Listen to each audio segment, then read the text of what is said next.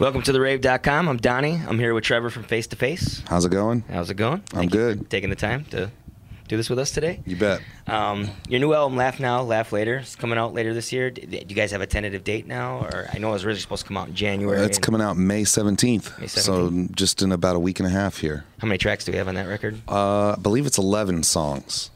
Right on, right on. You guys were had a disbanded from 04 to 08, and then you guys came back around. What sparked the interest to come back and go out and do this again? Well, you know, when we disbanded, it was more just, we probably should have called it a hiatus, actually, to be more specific, because we really, between Scott and I, we just wanted to kind of work on some of these other projects and things we had in mind.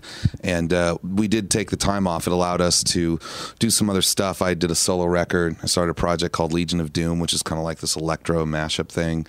Scott has a band called... Who's all in Legion of Doom? It's just me and one other guy, where we just do basically production and remix stuff.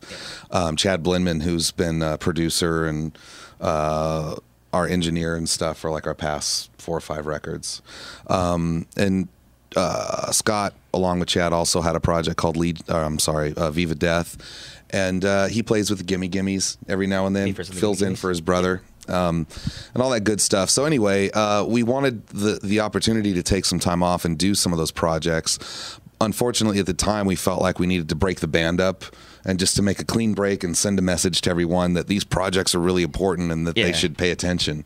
And you know, in hindsight, I don't think that was the best decision, but, you know, it is what it is. So after 3 or 4 years and having the opportunity to do these things, we really kind of missed Face to Face. You know, it was, it's not something that was easily, it was a void that was created by the breakup, and it wasn't easily filled by any of these other projects. Yeah, just the camaraderie of your brothers and stuff like that. Yeah. Yeah, and you know, Scott and I stayed tight through the whole hiatus, breakup time or whatever. So, and, you know, we kept getting show offers like the whole time we were broken up, and they kept getting better and better. And yeah, it's hard to overlook. Eventually, I just called Scott up one day and I was like, dude, we got offered X amount of dollars to do this one gig, and I totally miss playing in Face to Face. And he's like, yeah, man, I do too. And so initially we just agreed to get together and maybe just do a few one-offs and festival dates and that kind of thing. Sure. And yeah. Here I am 3 years later promoting a new album. It's just all kind of happened incrementally. Yeah. Well, most bands, whenever they say like they're done, like they're never really done. Right. I mean, it's always bubbling underneath. You never know when they'll come back out and stuff like that. Well, you know what? It's good work if you can get it. Let's face it. Yeah, you know, can't like beat this job. Exactly. Right on, right on. I also read somewhere that there's a possibility of a split with Rise Against. Is that happening? Or it's very real. Okay. As a matter of fact, we'll have them for sale here tonight at the show. Oh, that's already out? Yeah, okay. Yeah. The official release date is May 10th, which is this coming Tuesday. Okay. It's on a brand new label I've formed with my longtime friend and manager, Rich Egan. We started a new label called Folsom Records, and it is an exclusively vinyl label.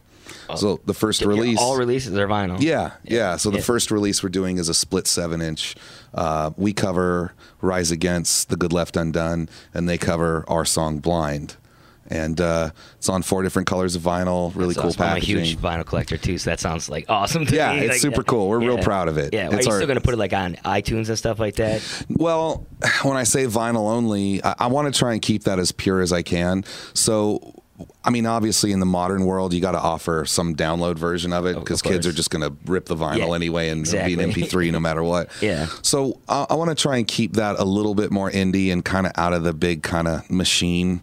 So we're going to offer a digital download just through our own Folsom Records website. Okay. Try to keep it a little more on the DL. What's the name? What's the official address to that? FolsomRecords.com. FolsomRecords.com. Yeah. Starting next week, you ought to be able to get it as a digital download. Very cool, very cool. What's the future plans for Face to Face now after this tour? What's next? Well, this one just started, dude. So we still got about 10 weeks to go, something like that. 8 or 10 weeks. Yeah. Spanning the whole U.S. pretty much. The first full week of this was Canada, the West and the center of Canada, and then we're heading back up to do 2 more dates after we get through the Midwest here in the States, and then it's whole East Coast, all through the South, through Texas, up through the Pacific Northwest. I mean, we're hitting something like 66 shows. Wow. On this tour in 68 days. Oh, there's not 2 off days throughout the whole time? Just 2 off days. Oh my God. So yeah, I got a little sick early on in Canada. They gave me some crazy Canadian bug up there or something. And Scott and I just had a doctor like come out to visit us here and prescribe us a bunch of antibiotics. Yeah. So I'm going to be good to go here in about another day or two. Right on.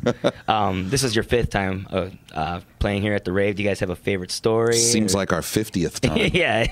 I think I've seen you here a couple times now. So yeah, we've been coming to the Rave for quite a while now. As a matter of fact, I can even remember there being a Warp Tour or two. Yeah, here Warp Tour back in the Rave. or late 90s. Yeah, there was one like bands were in the parking lot. They were in the ballroom. They were all over the place. I think Deftones played that one too, like 96 or 98. I think it was around. Yeah, I remember that. Yeah, that was good. What the Rave is really famous for with all bands is basically all the crazy, creepy underground levels, which I understand are closed now. Yeah, actually, or sometimes you can get only by tour. Yeah, exactly. Can't see that on camera, but but a long time ago, we had the ability to kind of sneak around down there and check out like the weird old swimming pool and the showers and all that. There's a bunch of different history and supposed stories of that. I don't know what's true and what's not anymore. Oh, it's definitely haunted. It's definitely haunted. There's an aura to down there for sure. Right on. We should do a Ghost Hunters episode in the Rave basement. They were actually trying to do something like that. I'm not sure if it's ever going to happen. That'd be rad. But yeah, that's pretty much it. I appreciate you taking the time. Thanks, man. Thank you. TheRave.com, face to face tonight at the Rave.